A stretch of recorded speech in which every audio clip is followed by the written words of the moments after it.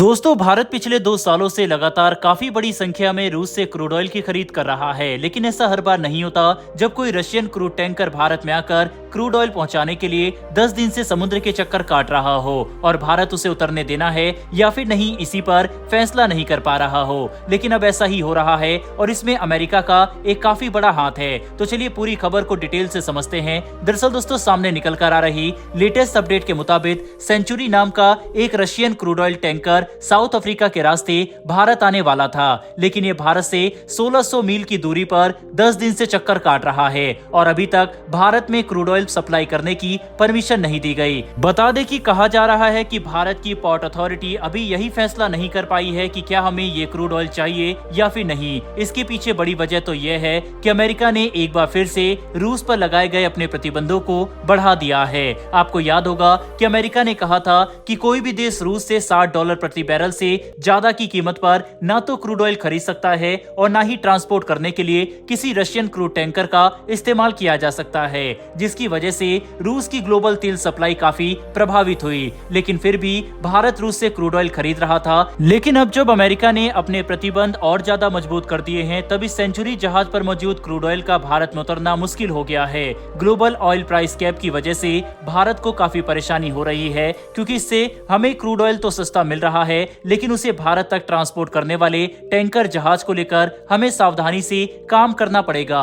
वरना अगर हमने किसी ऐसे टैंकर जहाज को भारत के बंदरगाह पर उतरने की परमिशन दे दी जिस पर अमेरिका ने प्रतिबंध लगाया हुआ है, तो ये भारत और अमेरिका के बीच में सीधी तकरार का कारण बन सकता है, जो मौजूदा कूटनीतिक समीकरण में बिल्कुल भी ठीक नहीं होगा। क्योंकि अगर अमेरिका इस वक्त इजरायल और यूक्रेन को समर्थन करने में व्यस्त है, तो भारत को भी मालदीव, पाकिस्तान, नेपाल और चीन जैसे मुद्दों को संभालना है, जिसकी वजह से हमें अमेरिका के साथ भी अपने संबंध मजबूत रखने होंगे। यही वजह है कि भारत इस सेंचुरी जहाज पर मौजूद क्रूड ऑयल को लेकर काफी समझदारी से फैसला कर रहा है और 10 दिन तक समुद्र में भटकने के बावजूद भी हम कोई जल्दबाजी नहीं दिखा रहे, ताकि अमेरिका और भारत के बीच में रूस को लेकर परेशानी ना खड़ी हो। बता दें कि रूस भारत का सबसे बड़ा क्रूड ऑयल सप्लायर है, जिसके तहत रूस हमें अभी भी हमारी जरूरत का 35 से 40% क्रूड ऑयल सप्लाई करता है। लेकिन दोनों देशों के बीच में अमेरिका के सैंक्शन के अलावा चाइनीज करेंसी युआन में पेमेंट करने का भी मुद्दा है। रूस चाहता है कि भारत क्रूड ऑयल के लिए युआन में पेमेंट करे,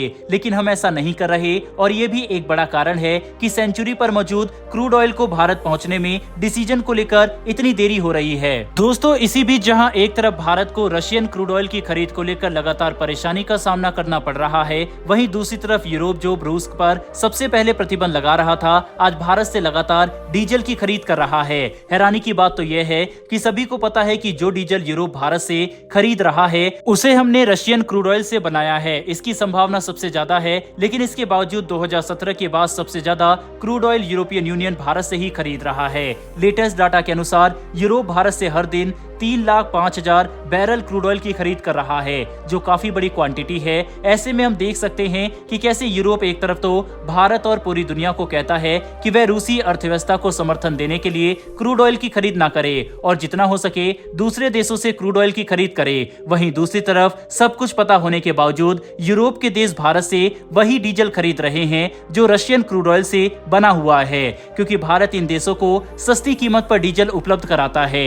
ये कुछ और नहीं बल्कि इन देशों का दोहरा चरित्र है, जिससे हम साफ तौर पर देख सकते हैं कि कैसे पश्चिमी देश अपने इंटरेस्ट के लिए कुछ भी कर सकते हैं। जब भारत रूस से क्रूड ऑयल की खरीद कर रहा था, तब भारत के ऊपर काफी आपत्तिजनक टिप्पणी भी की गई थी, लेकिन हमने सब कुछ नजरअंदाज करते हुए अपने इंटरेस्ट को देखा। पर आज जब यूरोप वही हरकत कर रहा है, तो कोई भी देश इसे पॉइंट आउट नहीं कर रहा, जो कि काफी गलत है। हालांकि इससे भारत को कोई परेशानी नहीं है, क्योंकि भारत तो उल्टा इससे काफी ज्यादा प्रॉफिट कमा रहा है। कुल मिलाकर समझने की कोशिश करें तो क्रूड ऑयल को लेकर राजनीति दुनिया भर में एक बार फिर से गर्म हो रही है। ऐसे में आपको क्या लगता है कि क्या सेंचुरी क्रूड ऑयल टैंकर जिसमें रशियन तेल मौजूद है, क्या हमें उसे भारत में उतरने की परमिशन दे देनी चाहिए या फिर नहीं? इस पर आपकी क्या राय है, कमेंट बॉक्स में लिखकर जरूर बताइएगा। फिर मिलेंगे ऐसी एक नई वीडियो के साथ। धन्यवाद। जय हिंद।